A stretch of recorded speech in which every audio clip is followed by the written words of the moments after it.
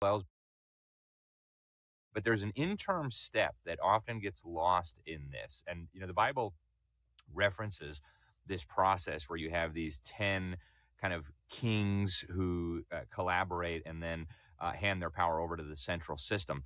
And one of the things that's so interesting about what's happening right now is, we see something very, very similar coming into existence as we speak. Now, the European Union, people are familiar with. It's very well known. It's now far more powerful even than the U.S. federal government. But people don't realize that similar regional governments are being built all over the world, even right here in North America.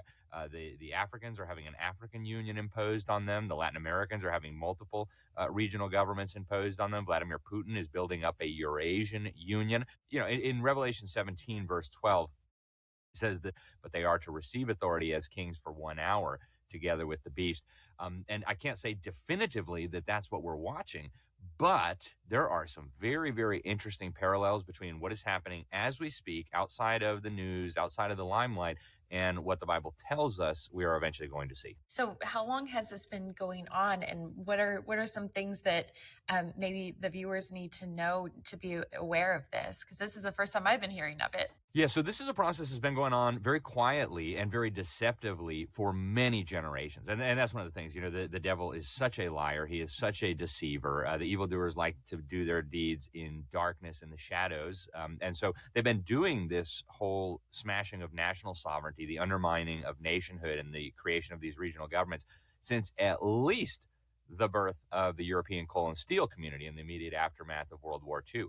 That was the nucleus that eventually gave birth to the European Union. It went from coal and steel community to European free trade area to European economic community to European community to now, full-blown European Union, where this dictatorial, autocratic, Soviet-style regime in Brussels now has the authority even to override the national budgets approved by national parliaments elected by people. So this is incredible. And again, that's been, a 70-year process.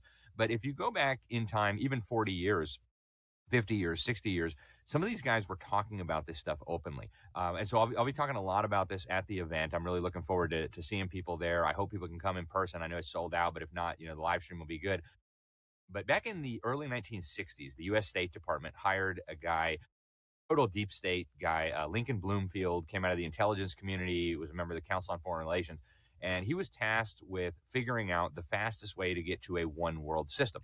The report that they put out, now they've tried to kind of like disappear it, but you can still find it, was called A World Effectively Controlled by the United Nations.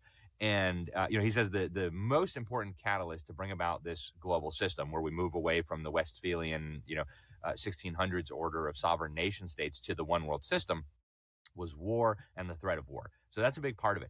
But he also proposed, and I want to quote directly from his report here.